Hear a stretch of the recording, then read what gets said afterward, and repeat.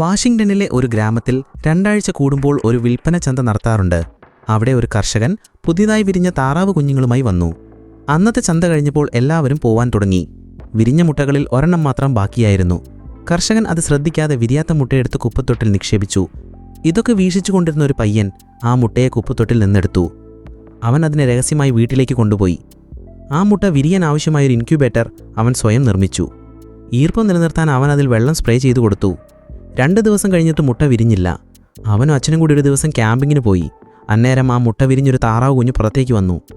ആ താറാവ് കുഞ്ഞ് വീട് മൊത്തം മലഞ്ഞു നടന്നു, തൻ്റെ അമ്മയെയും സഹോദരങ്ങളെയും അന്വേഷിച്ച്. ഒടുവിൽ അതൊരു തുണിക്കിടയിൽ കിടന്ന് മയങ്ങി. പിറ്റേ ദിവസം ആ കുട്ടിയും അച്ഛനും തിരികെ വീട്ടിൽ വന്നു. മുട്ട വിരിഞ്ഞത് അവൻ ആദ്യമേ ശ്രദ്ധിച്ചു. അവൻ താറാവ് കുഞ്ഞിനെ അന്വേഷിച്ച് വീട് മൊത്തം തിരിഞ്ഞു നടന്നു. അവൻ്റെ അച്ഛൻ ആ തുണി കഴുകാൻ ഇടുന്നതിനിടയിൽ ആ താറാവ് കുഞ്ഞ് അവിടെ നിന്ന് രക്ഷപ്പെട്ടു. ഒടുവിൽ താറാവ് കുഞ്ഞ് വീട്ടിലെ പൂച്ച സാറിൻ്റെ കണ്ണിലകപ്പെട്ടു.